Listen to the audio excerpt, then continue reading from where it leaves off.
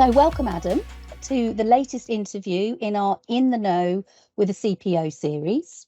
Adam is the Chief People Officer at Janes, the trusted global agency for open source intelligence, providing timely, validated, unbiased and relevant defence, threat and equipment intelligence. So Adam joined the senior leadership team at Janes in 2020 as their Chief People Officer during a critical time as the business was acquired by the PE firm Montague. His brief was to stand up an HR function, systems and processes to enable Janes to operate as a global independent business. Prior to joining Janes, Adam was the Global HR Director for the Economist Intelligence Unit, and he's also worked for PwC as an HR consultant. He started his career as an infantry officer in the British Army, where he served on operations in a range of different environments. So, again, welcome and thank you. So let's get to it.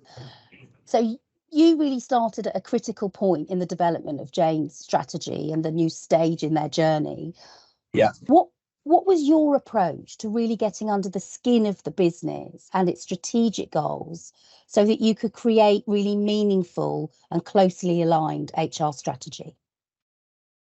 Okay, well, I think that, there's nothing sort of secret about that. It was just really having a great firm grasp of what the business was trying to do at that time. And I think you can only get that understanding if you go out and work closely with people in different locations and functions. That's obviously easier in an SME like we are. I mean, we have today 450 people, so it's manageable. And then I guess the more you can kind of accelerate that evaluation and assessment phase, the better when you start. Right. And that's kind of what I did when I joined Janes.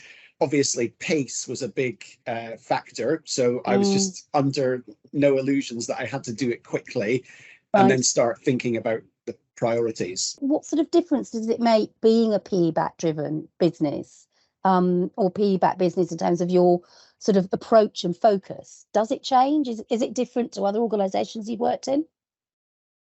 Yeah, I think so. I think for me, there are probably three things that I've kind of come to learn. I think it's probably focus, pace, and execution.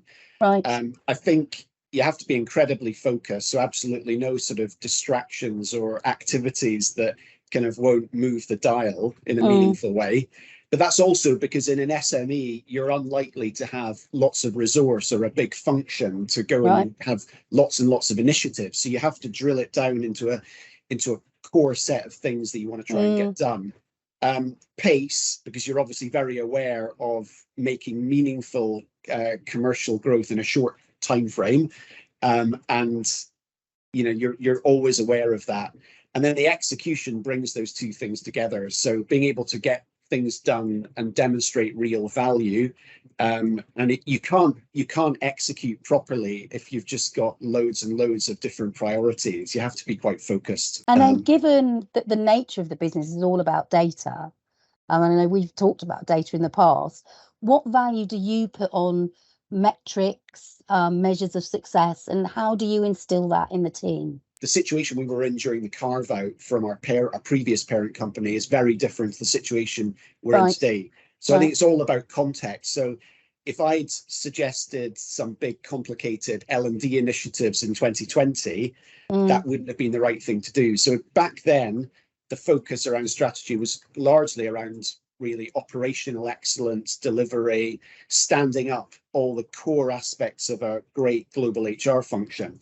I think since then, we've obviously evolved to, that foundation is in place. And you're right, measures and metrics have become a lot more important. So we've done a lot of work in the last 18 months to sort of develop a really comprehensive, I'd call it sort of people and culture dashboard.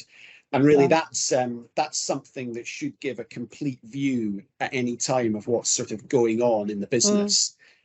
We share that on a kind of monthly basis with the exec team, quarterly with the board, but I also use that with the HR function, because you're right, in a data business, all of our colleagues are very data focused. So being able to talk about things in a data focused way is absolutely expected. Mm. And if we're ever doing an all hands meeting or presenting on any sort of HR initiatives, people will want that communicated and conveyed with data. Yeah. So we have invested a lot of time in that, I would say. And I've got someone in my team that spends a lot of their time developing that dashboard. Excellent. And it's fantastic to have got to that stage relatively quickly in terms of being able to have those metrics in place and being able to measure success, because sometimes that can take a while because you've got to get the processes and the systems in place. So that's great. Yeah, absolutely. So then in terms of sort of looking from the outside in, from a data perspective, what would you say some of the key HR trends or emerging practices that are around at the moment? And I can sort of probably think of one that, you know, probably will come to mind that you believe will impact Jane's kind of currently and into the future. Yeah, so I'm probably not going to answer that in the way that you expect, because I suppose, yeah, we all do a lot of kind of reading about what's going on with AI and all of that stuff. I suppose for us, as a kind of a business that's grown very quickly in the last 3 years, through a pandemic and a kind of really meaningful shift in the way people think about how they work. But the biggest thing that's been a focus for us is really focusing on developing our set of people leaders. Right. So we have about 85 people that are responsible for other people. And I just think if you look in at what's going on, both internally at Jane's, but then externally outside, so all of the complexity that we're dealing with, and then you layer on top the sort of the crazy employment market, the kind of the questions that colleagues coming into the business will now ask and the expectations they have, you need quite a resilient set of leaders in the business. So kind of that's by far and away, that's the thing that we've invested most time in within our people strategy. It's trying to support and develop that pretty large group of people and make and give them the tools, equip them to be able to kind of operate in what's a much harder environment to lead in than it was 10 years ago. Oh gosh, absolutely. I mean, it's really interesting because that is actually, the data is telling us, not only in, you know, great sort of you know, intelligence organizations like Gartner and so on, but also in our recent Tucker Stone survey, that manager or leader effectiveness, be they first-time leaders or experienced ones, is the most critical priority for CHROs and HR leaders around the globe.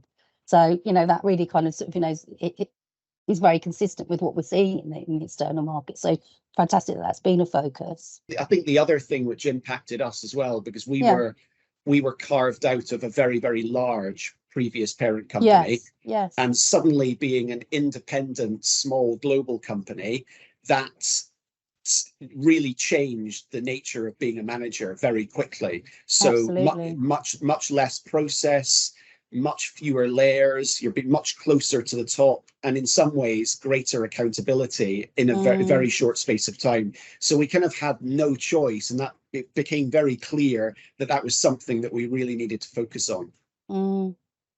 That's fantastic. And I think probably another great subject to, you know, catch up on at some point, because you've probably got some great examples there of how you've managed to do that. And not only in terms of all the sort of, you know, external factors, the fact that the organisation changed so significantly. And some of those things, particularly around empowerment, accountability, has a huge impact on how the roles change. So I'll come back to you on that one for sure.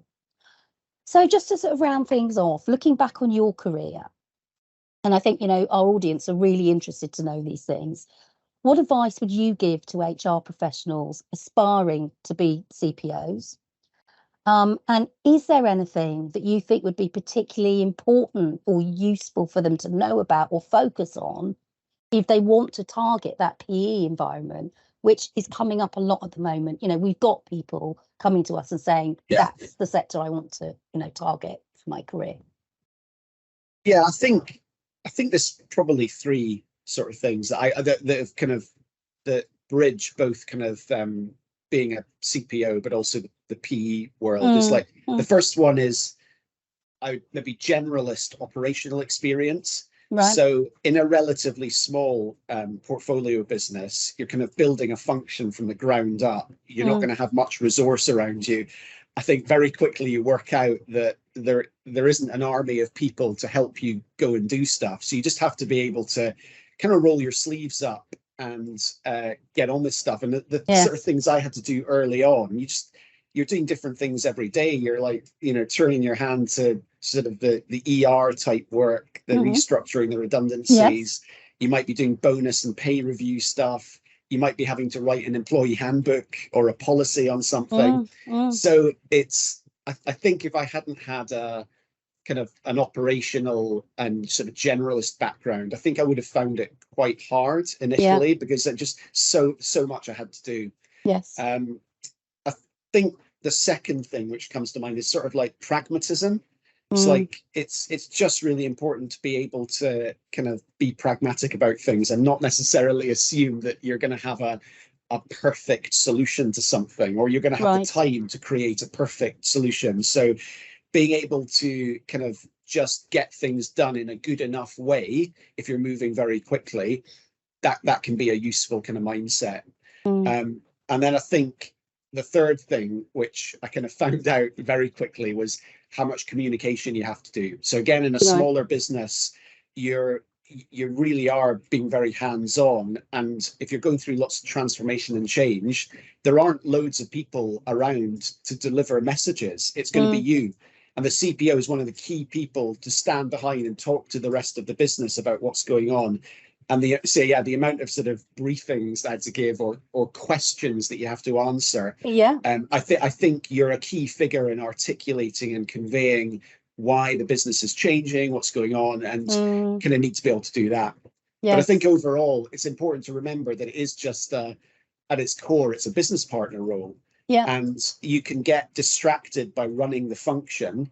And I think it's important to have in the back of your mind that ultimately you should be supporting the CEO and the leadership team. And if you're not doing that, there probably something is going wrong. So, but it's easy to get distracted by the kind of the day-to-day of running a function. And all that doing that was all, as you described, was important stuff.